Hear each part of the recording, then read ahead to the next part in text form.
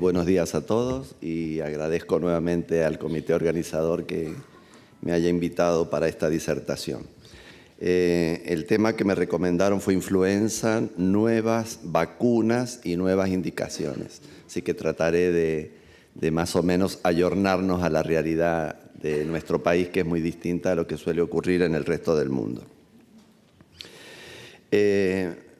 Como para hacer una introducción, no es ninguna novedad que en infectología nosotros hablemos de alguna patología que diga que es una carga de salud importante, no solamente en la región, sino en el mundo entero.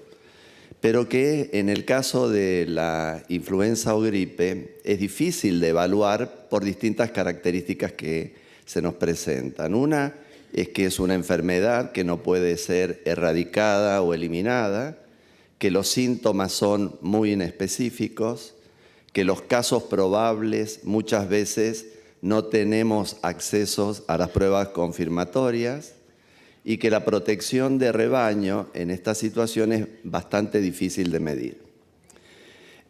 Sabemos que se presentan casos graves en la edad pediátrica, sobre todo en el menor de 2 años. Hay un porcentaje importante que no tiene antecedentes de patologías o comorbilidades y hay otro porcentaje que sí realmente tiene comorbilidades que hace que la enfermedad sea mucho más grave, como también el no haber tenido la inmunización con la vacuna indicada en el momento. Por el otro lado, también hay una percepción en general de la población como una enfermedad benigna, que eso también influye bastante para lograr las tasas de cobertura que se requieren. Y por el otro lado, hay una cierta pérdida de confianza que muchas veces circula a nivel de Internet sin una base científica adecuada. Sabemos que el virus de la gripe tiene 3 serogrupos o tipos, el A y el B, que son los que fundamentalmente van a ir a infectar a los humanos.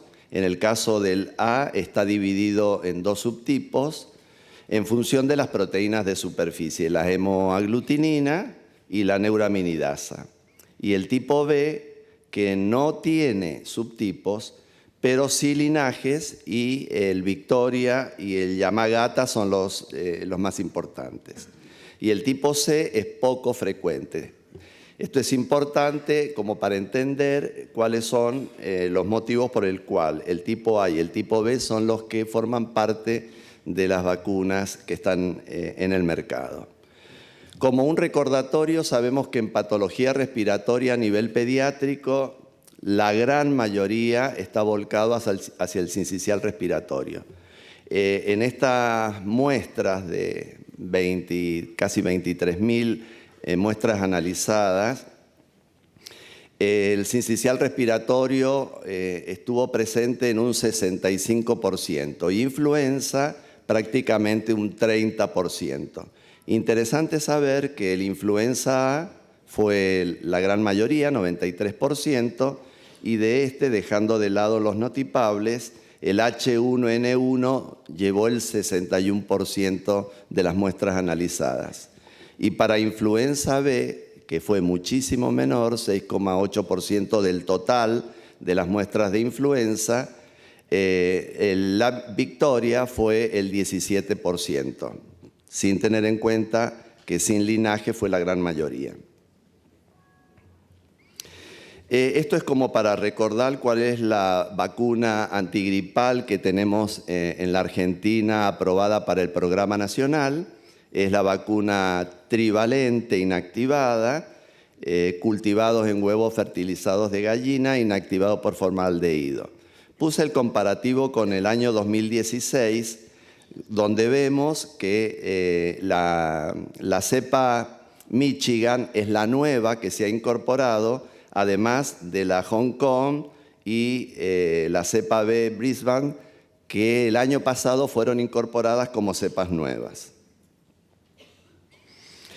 Les traje para que ustedes tengan conocimientos cuáles han sido las vacunas antigripales liberadas por la ANMAT el 12 de abril del 2017, que son las vacunas que están también en la parte privada para aquellas personas que se quieran vacunar y no estén dentro del grupo, digamos, de carácter obligatorio desde el Ministerio. Todas son inactivadas y algunas de ellas, 2 específicamente, con formulaciones pediátricas. Yo he traído una serie de ejercicios clínicos como para que podamos interactuar y aclarar algunos conceptos.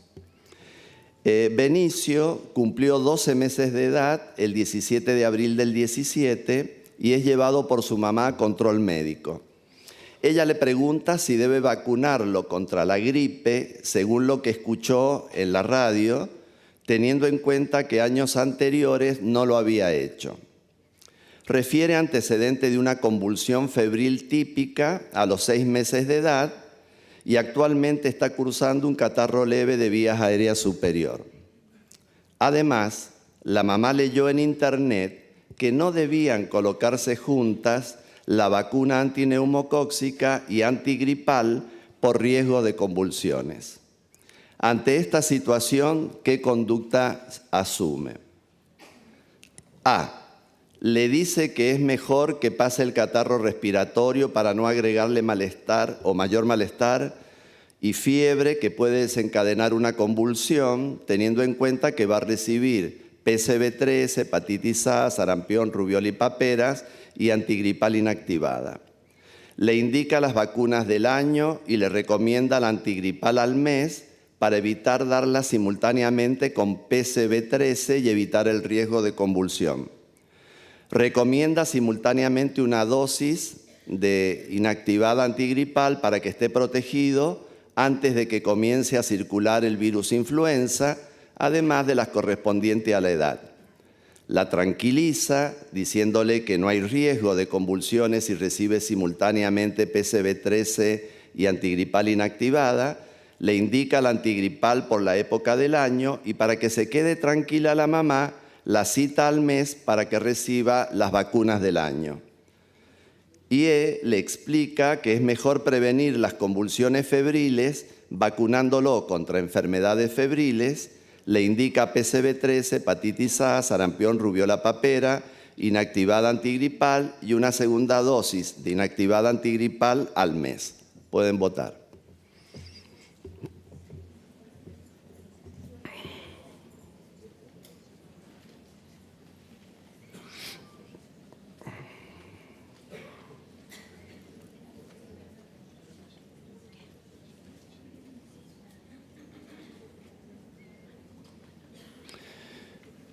Bueno, la opción 5, el 65%, la opción 3, 24% y las demás un porcentaje muy bajo. En realidad, la correcta es la última. Le explica que es mejor prevenir las convulsiones febriles vacunándolo contra enfermedades febriles. Le indica, bueno, todas las vacunas y al mes lo cita para la segunda dosis. La tercera tenía la trampita que recomienda una sola dosis. Para recordar entonces, Benicio, que tiene 12 meses, está dentro del grupo en el cual se indica la vacuna antigripal en nuestro país, en los niños de 6 a 24 meses. Por el otro lado, por la edad que presenta el paciente, requiere 1 o 2 dosis.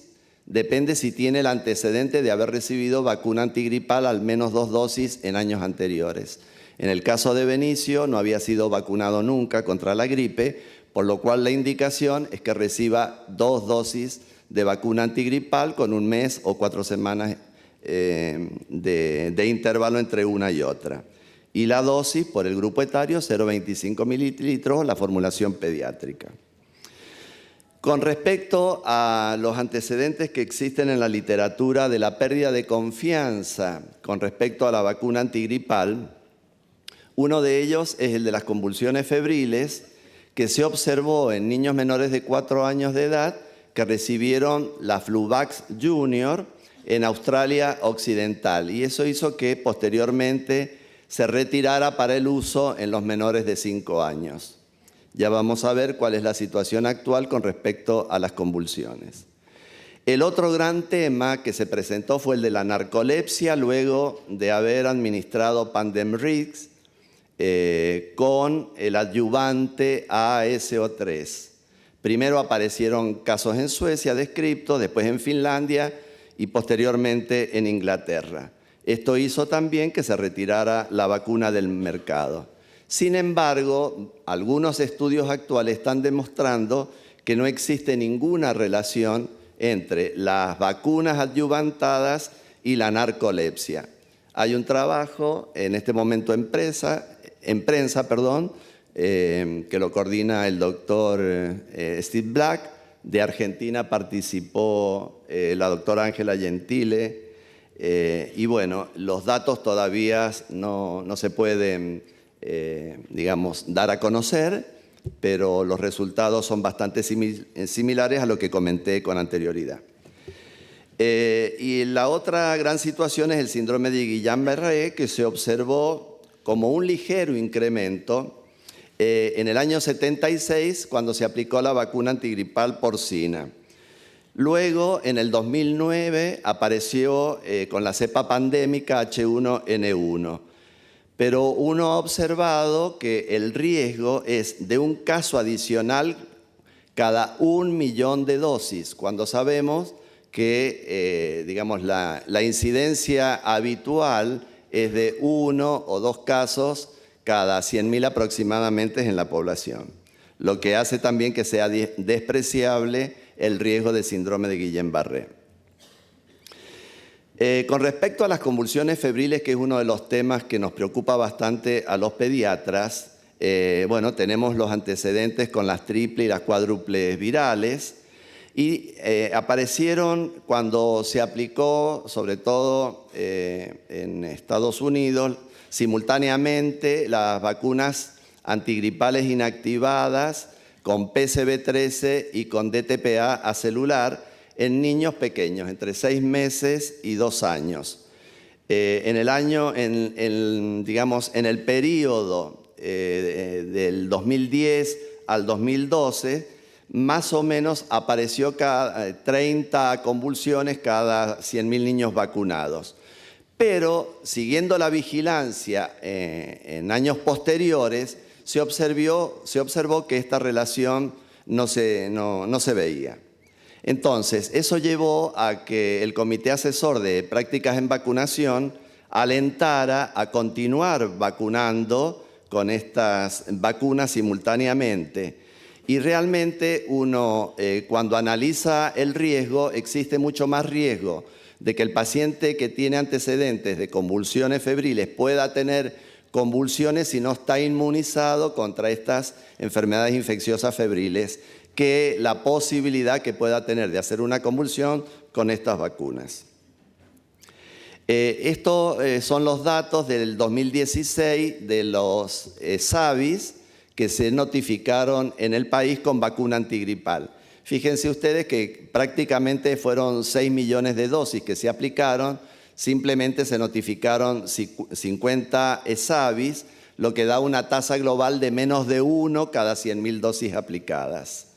Y de los ESAVIs graves fueron 4, lo que hace que sea una tasa todavía mucho más inferior, una convulsión febril típica, una celulitis de miembro superior en un chico de 6 años con quimioterapia por leucemia, una neuritis óptica bilateral y un síndrome de Guillain-Barré.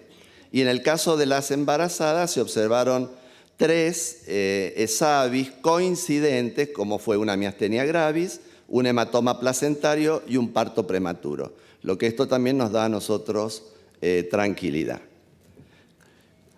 La mamá sabe que el Ministerio de Salud está colocando una vacuna antigripal inactivada que tiene 3 cepas, pero también ha leído en internet que en el mercado existen otras vacunas antigripales que son más efectivas y seguras.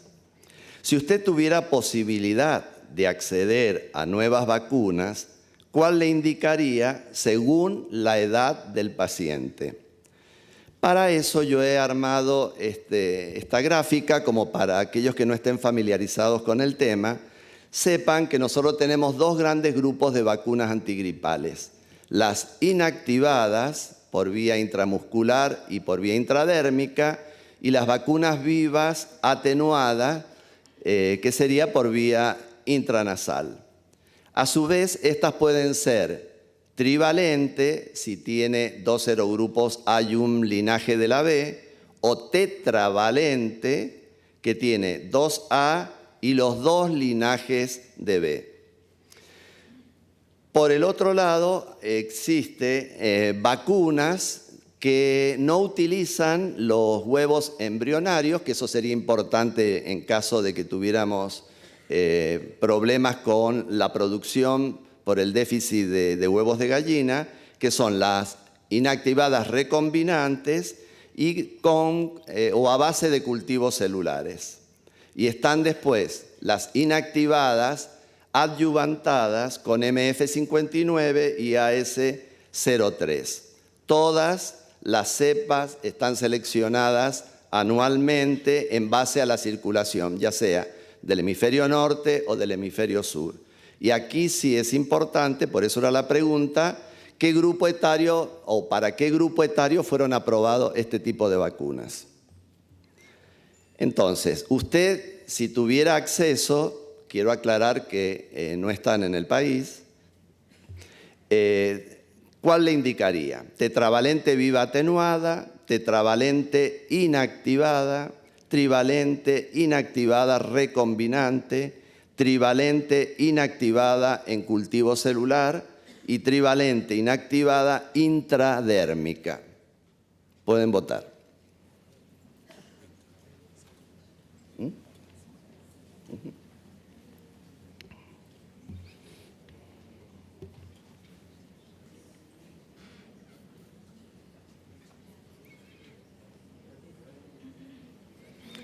Bueno, se ve que tienen bastante conocimiento porque la mayoría optó por la opción 2, es la tetravalente inactivada, que es la correcta. Bueno, yo les traje los datos de las vacunas aprobadas por la FDA en Estados Unidos porque, vuelvo a repetir, son vacunas que no las tenemos en el país. Las vacunas cuadrivalentes, fíjense ustedes, están aprobadas a partir de los 6 meses de edad, por eso sería una de las indicaciones para Benicio, que tiene 12 meses. Por ejemplo, la intradérmica está aprobada a partir de los 18 años, igual que una de la afluria tetravalente, que también está aprobada para mayores de 18, o la cuadrivalente a base de cultivo celular a partir de los 4 años de edad. Después está la presentación para adultos, que tiene una concentración de alrededor de 60 microgramos, muchísimo más que la estándar, para mayores de 65 años, las de altas dosis. Después tenemos las vacunas recombinantes contra la influenza trivalente recombinante para mayores de 18 años y las vacunas vivas atenuadas a partir de los 2 años de edad. O sea que la opción nos quedaría para este paciente las cuadrivalentes. Luego de haber aconsejado adecuadamente la colocación de 2 dosis de inactivada trivalente según norma, la mamá de Benicio le comenta que a su abuelo en algún momento le indicaron una vacuna que era mejor por el adyuvante que tenía y le preguntó si se la puede colocar a Benicio en un vacunatorio privado. ¿Usted qué le responde?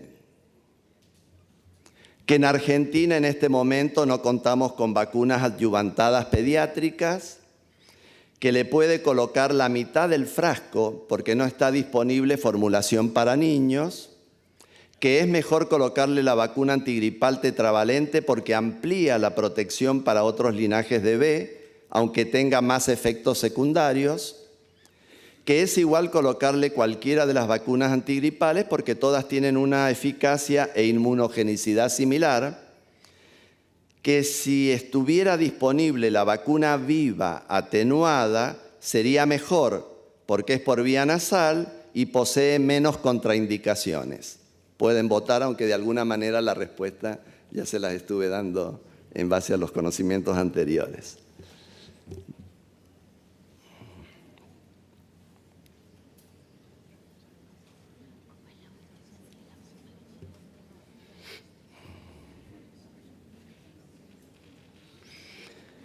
Bueno, hay un 46% por la opción A y la otra, el 34% de la opción 3, que dice que es mejor colocarle la vacuna antigripal tetravalente porque amplía la protección para otros linajes B, aunque tenga más efectos secundarios.